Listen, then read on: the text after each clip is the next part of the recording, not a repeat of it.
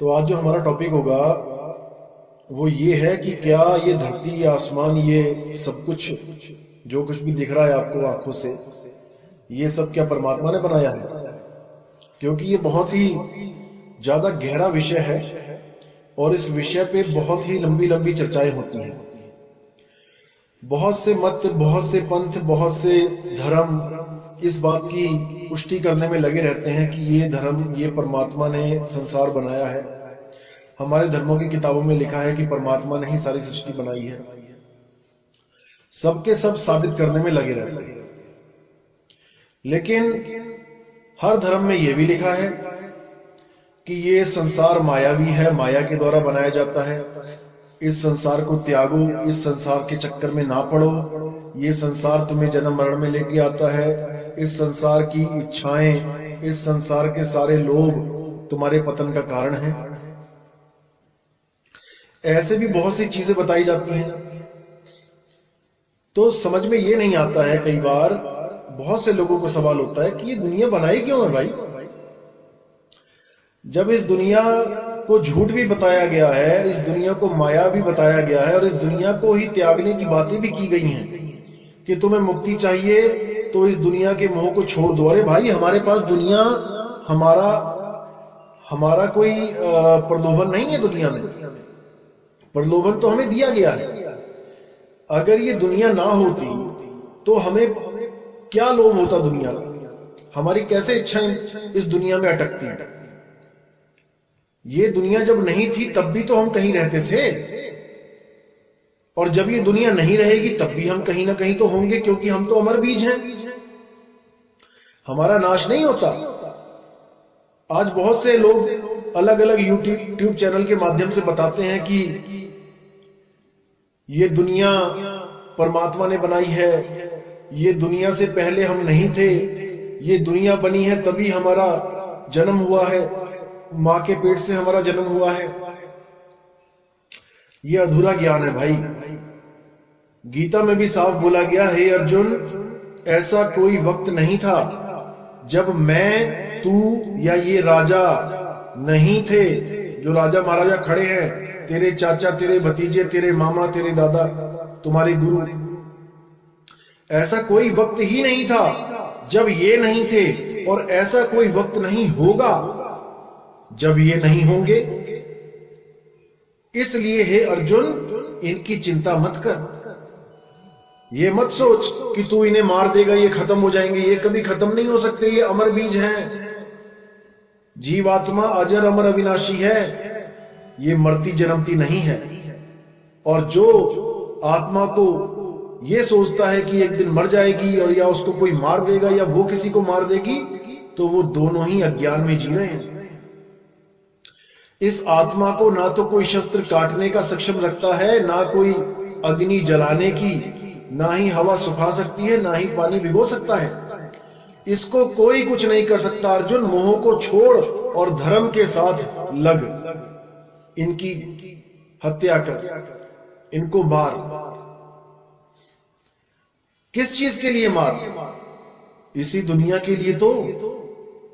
भाई, झगड़े का मुद्दा क्या था? मुझे 5 गांव दे दो या मुझे हस्तिनापुर दे दो। झगड़ा तो वही रहा ना इस दुनिया का। अभी हमें कोई कहे कि तुम 5 गांव ले लो, मत लो और युद्ध करो, तुम हस्तिनापुर के चक्कर में 5 गांव मत लो, युद्ध करो, तो भाई जो विवेकी हंस होगा वो उसको तो 1 गांव भी नहीं चाहिए। वो तो अपना घर बार भी छोड़ के जाने के लिए तैयार है। बड़े बड़े राजा महाराजा जो अपना महल था वो भी छोड़ के चले गए इस दुनिया को असत्य मान के। लेकिन यहां पे धर्म की बात आ जाती है, धर्म अधर्म की, क्योंकि वहां पर बात 5 गांव या हस्तिनापुर की नहीं थी। 5 गांव और हस्तिनापुर तो पहले भी छोड़ के वो कितने साल अज्ञातवास में रहे, जंगलों में रहे। बात वहां थी धर्म अधर्म की, सही गलत की। जो वहां पर अत्याचार हो रहा था जनता के साथ, उसको खत्म करने की बात थी और युग पलटने की बात थी। युग भी पलटना जरूरी था, इसलिए महाभारत का युद्ध हुआ। लेकिन मुद्दा वही आ जाता है कि ये दुनिया बनाई किसने? क्योंकि जब तक ये दुनिया बनाने वाले का समझ में नहीं आया, जब तक आप निकल नहीं सकते। जब तक आपको यही नहीं पता कि जिस देश में मैं रहता हूं, जिस दुनिया में मैं रहता हूं, वो मेरे पिता ने बनाई है या मुझे फंसाने वाले ने बनाई है, जब तक ये समझ में नहीं आया, भाई आप निकलने का ख्याल भी नहीं ले सकते। आप जिस घर में बैठे हो, आपको अच्छी तरह पता है मेरे पिताजी ने बनाया है, मेरे पिताजी के नाम पे है, हमारी जमीनें जायदाद है, तो आप आराम से रहते हो उसमें ताला मार के घर में। भाई दीवारें ही तो हैं ये, उन्हीं दीवारों को तुम अपना मान के बैठे हो, और वही दीवारें जब जेल की आ जाती हैं, वही दीवारें, वही ईंटें, वही पत्थर, वही सीमेंट, तब तुम्हें वो पराया लगने लग जाता है कि भाई मैं तो गलत जगह फंस गया। कोई किडनैप करके चार दीवारी में बंद कर दे, वही दरवाजा, वही दीवारें, सब कुछ वही, दुनिया भी वही, लेकिन वो कमरा पराया लगने लग जाता है। भले वहां पे वो आपको 5 साल खाना खिलाए बैठा के, लेकिन फिर भी आप किडनैप हो, आप उसको अपना नहीं मानते। इसी प्रकार आप इस दुनिया में रहते हो, जिस दुनिया में रहते हो आप किडनैप हो। आप इस दुनिया में बैठे हुए, आपको खाना खिलाया जा रहा है, आपको पानी पिलाया जा रहा है, आपको हर सुविधाएं दी जा रही हैं, लेकिन फिर भी आप कैद में हैं। आपके हाथ में हथकड़ियां नहीं डाली। जैसे काला पानी की सजा होती थी पहले, काला पानी की सजा में क्या करते थे, सब दोषियों को, सब कैदियों को काला पानी में उतार के उनको बेड़ियां नहीं लगाते थे। वो एक टापू होता था 30, 40, 50 किलोमीटर का, और चारों तरफ पानी होता था, समुद्र।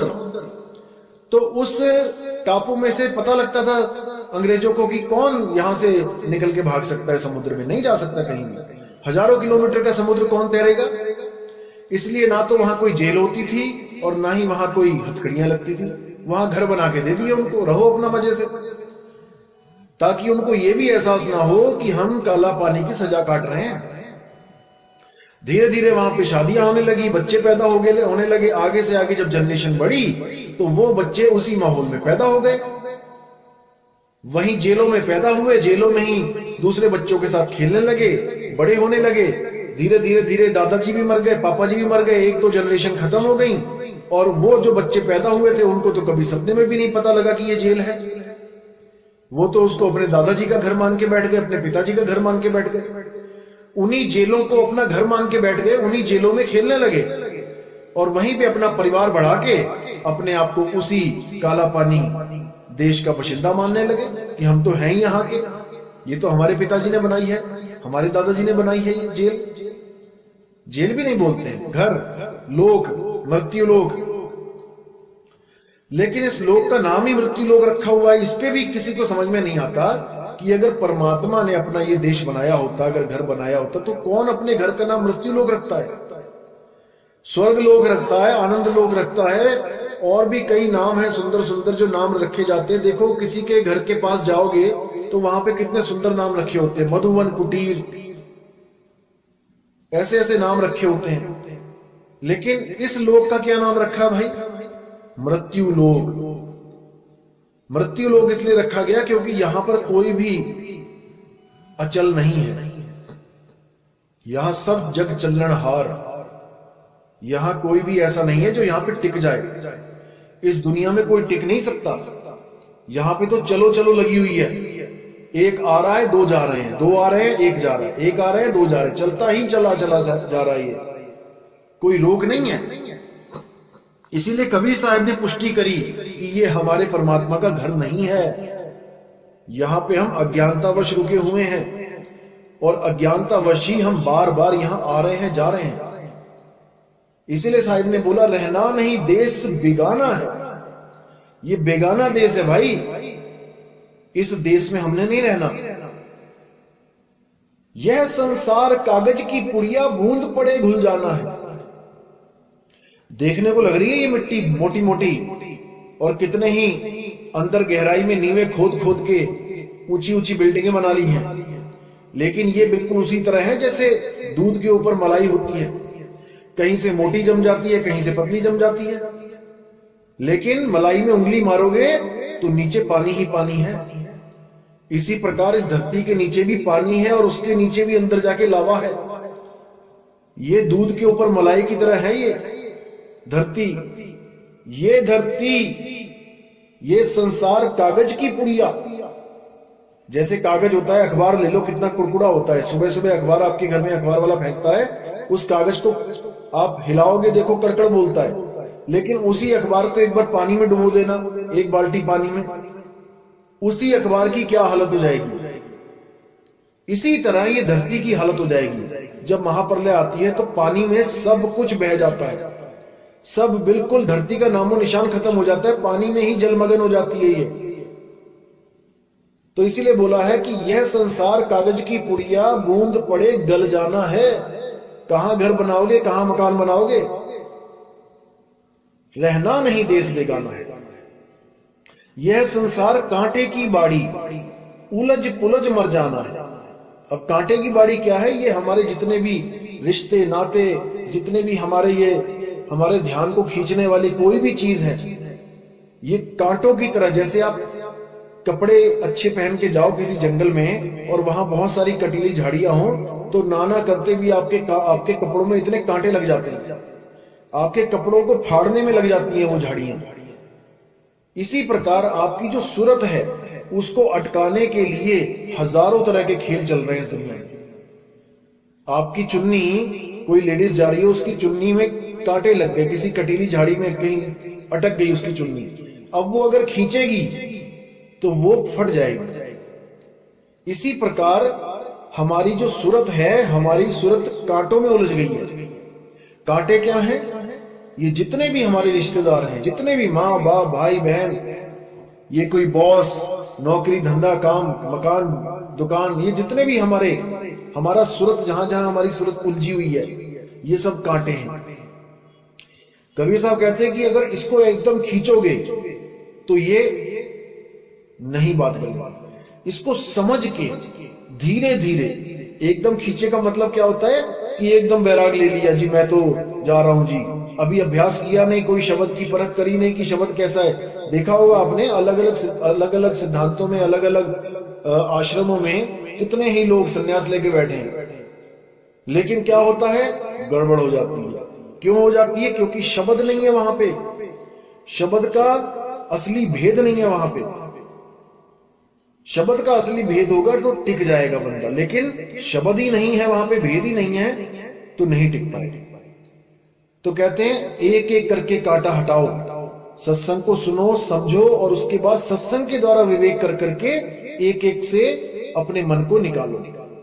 धीरे धीरे धीरे धीरे करके सारे कांटे निकल जाएंगे और आप उस मालिक से जुड़ जाओगे।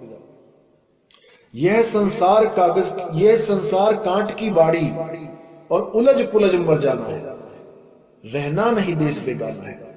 यह संसार झाड़ और झाकर आग लगे बर जाना है। ये जितना भी संसार आपको दिख रहा है, ये केवल चलता हुआ दिखाई दे रहा है। असल में ये सब मृत हैं, ये सब मुर्दे हैं। हम एक दूसरे को जिंदा समझ रहे हैं कि ये भी जिंदा है, वो भी जिंदा है, जो चल रहा है वो जिंदा है, जो मर गया वो मृत है, लेकिन ऐसा नहीं है। जितनी भी चीजें हमें इन आंखों से दिख रही हैं वो सब मृत हैं, मरी हुई हैं। केवल धोखा लग रहा है हमें कि हम जिंदा हैं। यही चीज अर्जुन को भी समझाई गई कि हे अर्जुन, जो तुम्हें ये सब दिखाई दे रहे हैं ये पहले से ही मरे हुए हैं, क्योंकि जो चीज मृत है तुम उसी को देख सकते हो, जो चीज अमर है तुम्हारी दृष्टि उसको नहीं देख सकती। तुम्हें क्या दिखाई दे रहा है? ये 5 तत्वों का शरीर, उसमें खून निकलता दिखाई दे रहा है, हवा चलती, सांस चलती दिखाई दे रही है, गर्मी दिखाई दे रही है, थर्मामीटर से नाप रहे हो। ये सब जो भी चीजें दिख रही हैं भाई, ये तो मृत हैं। इनको जो चला रहा है उसको देखो, वो कौन है? वो है अमर जीव, वो अमर जीव है। जब तक अमर जीव को नहीं जान पाओगे कि जीव अमर है, कैसे इस शरीर में फंसा, कौन से द्वार में से इस शरीर में आया और कौन से द्वार से वापस जाएगा, जब तक इसका बोध नहीं होगा, जब तक बात नहीं बनेगी। अब कोई कहता है कि ये नाभि द्वार से आया, कोई कहता है ये हृदय से आया। कुछ लोग स्वास्तिक, आपने स्वास्तिक देखा होगा, स्वास्तिक में क्या होता है? स्वास्तिक एक ऐसी चीज है जो वेदों में पुराणों में भी आई है। अब कुछ लोग स्वास्तिक को लेके बैठ जाते हैं कि स्वास्तिक ही सार शब्द है, स्वास्तिक 52 अक्षरों से परे है, स्वास्तिक ही सब कुछ है। इस स्वास्तिक के ऊपर भी सत्संग करूंगा। तो कुछ लोग स्वास्तिक को मानने लग जाते हैं कि स्वास्तिक की वजह से ये जीवन चल रहा है, वही सार शब्द है। और स्वास्तिक में 4 हिस्से होते हैं, 4 चैम्बर, उसको हृदय बता दिया जाता है कि हृदय में जैसे 4 चैम्बर होते हैं, स्वास्तिक के 4 चैम्बर एक ही बात है, यानी हृदय में ही परमात्मा का वास है। क्योंकि गीता में भी बोला गया है कि मैं सब जीवों के हृदय में वास करता हूं, लेकिन जीवों के हृदय में बोला गया है, जीवों के शरीर के हृदय में नहीं बोला गया है। जीवों का हृदय अलग होता है और शरीर का हृदय अलग होता है। शरीर का हृदय होता है नाशवान और जीवों का हृदय होता है वो अविनाशी, वो आत्मा, शुद्ध चैतन्य स्वरूप आत्मा, जिसमें परमात्मा का वास बताया जाता है। तो इसलिए साहिब ने फिर बोला कि यह संसार झाड़ और झाकड़ आग लगे बर जाना है, कहें कबीर सुनो भाई साधु सतगुरु नाम ठिकाना है। कि अगर तुम्हारा कोई ठिकाना है इस दुनिया में तो भाई वो केवल नाम है। अगर वो नाम तुम्हें मिल जाए फिर तुम्हारी सूरत को एक ठिकाना मिल जाएगा। अभी सूरत कहां रहती है? अभी इस शरीर में रहती है, देह में रहती है, और हर अवस्था में अलग अलग स्थानों पे रहती है। जैसे जागृत में आंखों में रहती है, स्वप्न में कंठ में रहती है, सुषुप्ति में हृदय में रहती है, ऐसे ही अलग अलग अवस्थाओं में अलग अलग स्थानों पे रहती है। इसके बारे में भी मैं पूरा सत्संग करूंगा, हर चीज समझ में आएगी। लेकिन जब शरीर त्याग देती है तब कहां रहती है? मुद्दा यह है, शरीर त्यागेगी और ठिकाना नहीं मिलेगा तो वापस किसी ना किसी शरीर में प्रवेश करेगी। जैसे आपका 5 करोड़ का मकान है, 10 करोड़ का मकान है, 20 करोड़ का मकान है, एकदम ढह गया, भूकंप आया, ढह गया। अगर बैंक में पैसे हैं तो दोबारा बना लोगे, अगर पैसे नहीं है तो क्या करोगे? तो किसी ना किसी गुफा में, किसी ना किसी पेड़ के नीचे, कहीं ना कहीं पल्ली लगा के, कोई बरसात से बचने के लिए तरपाल लगा के, कोई ना कोई छोटा मोटा कमरा तो बना ही लोगे। क्योंकि हमें बिना शरीरों के रहना नहीं आ रहा है। हम कहीं ना कहीं शरीर ढूंढेंगे, और शरीर ढूंढेंगे तो हम देह में आ जाएंगे। इसीलिए साहिब कह रहे हैं कि शरीर त्यागने से पहले अपने रहने का इंतजाम कर लो। कहां रहना है? कहें कबीर सुनो भाई साधो सतगुरु नाम ठिकाना है। जो नाम है वही तुम्हारा ठिकाना है, उसी नाम में जाके समाना है। और वो नाम कभी नाश नहीं होता, उस नाम का कभी नाश नहीं होगा, क्योंकि वो सत्य है, सत्य नाम है। उसी सत्य नाम में जब आपकी सूरत लग जाएगी, आप इस देही को ऐसे छोड़ दोगे जैसे किराए के कमरे को तब छोड़ दिया जाता है जब हम अपने घर को जाते हैं खुशी खुशी। कोई बंदा किसी दूसरे शहर में पूरा सारी उम्र काम किया उसने, अब जब वो रिटायर हो गया, सरकार ने पैसे दे दिए, तब वो क्या कर रहा है? उस शहर को, उस घर को, उस किराए के मकान को, सरकारी क्वार्टर को खुशी खुशी छोड़ रहा है और अपने घर को जा रहा है। इसीलिए बोला गया कि संत मुए क्या रोइए, जो अपने ग्रह को जाए रोवो साकट बापुरा, जो हाटो हाट बिकाए। संत किसको बोला गया है?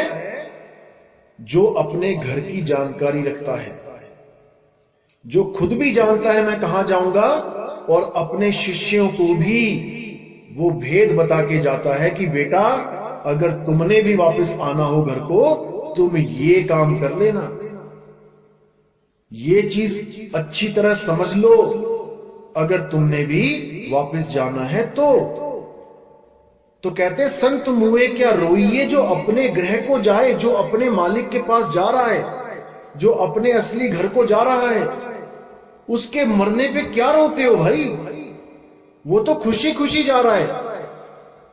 रोवो साकट बापुरा, उस आदमी के रोने पे शोक मनाओ जिसने ना तो कभी परमात्मा की चर्चा करी, ना ही उसने कभी किसी गुरु से ज्ञान प्राप्त किया। जैसे तैराक बच्चे हैं, 100 तैराक बच्चे हैं और एक बच्चा जिसने तैराकी नहीं सीखी, उन 101 बच्चों को जब पानी में फेंक दिया गया तो रोना किसके लिए है? उसके लिए है जो तैरना नहीं जानता। गिरे सभी पानी में हैं, लेकिन उन 100 बच्चों के लिए कोई नहीं रो रहा है, क्योंकि उनको तैरना आ गया। केवल वो एक बच्चा जो है उसके लिए सारी जनता रो रही है कि भाई इसको तैरना नहीं आता था, इसने कभी गुरु धारण नहीं किया, अब ये भवसागर में गोते खाए।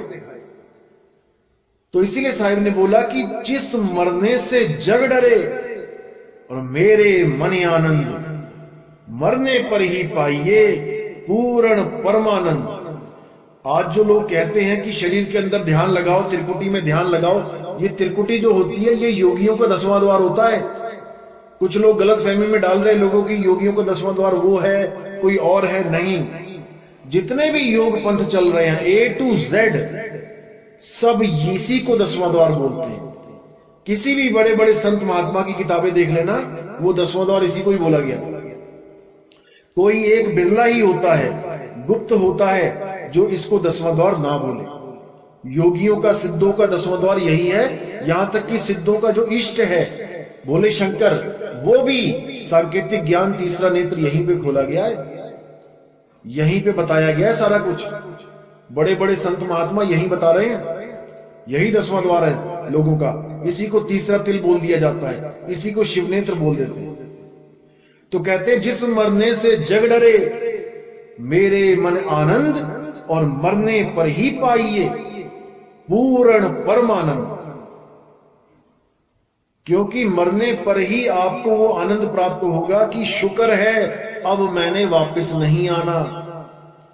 क्योंकि आनंद तो आपको परमात्मा देता ही रहेगा। जब आप भजन पे बैठोगे और अपना सूरत को शब्द में ध्यान लगाओगे तो धीरे धीरे वो आपको आनंद देने लगेगा।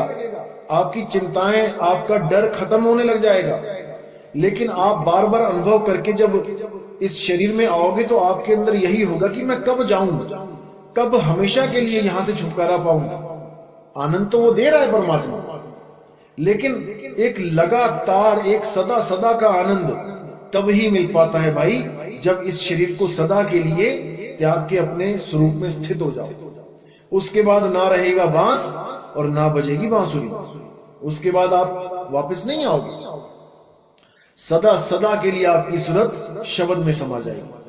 और इस शब्द में समाने के लिए ना तो आपको किसी जाप की जरूरत है, ना अजपा जाप की जरूरत है, और ना ही किसी अनहद नाद की जरूरत है जो कानों में उंगलियां डाल के आप सुनने की कोशिश करते हैं। कानों में उंगलियां कब तक डालोगे? जब तक हाथ है।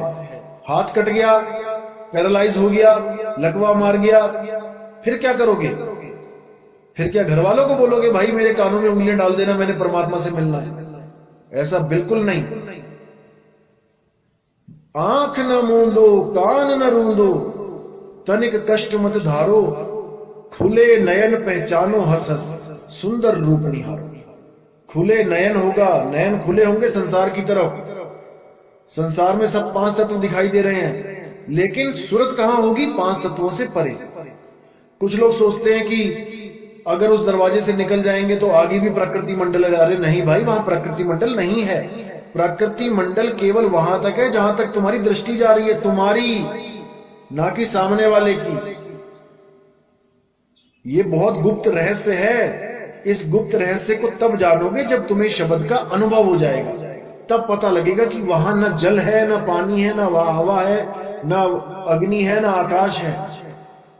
वहां 5 तत्वों से न्यारी अवस्था है वो शब्द में, शब्द की अवस्था है वो। वहां 5 तत्व नहीं है। लेकिन ये अनुभव का विषय है, करने का विषय है, कथनी का विषय नहीं है। तो इसको अच्छी तरह समझ के परमात्मा के सही रास्ते पे चलना है। दुनिया क्या कहती है उसको कहने दो। दुनिया ने तो अड़चने डाली ही हैं, अब भी डालेंगी, कोई बात नहीं। हमने अपने रास्ते पे चलते जाना है, हमने सत्य का साथ देना है। तो आज का सत्संग यही समाप्त करते हैं। बोले सतगुरु बंदी छोड़ कबीर साहिब की जय।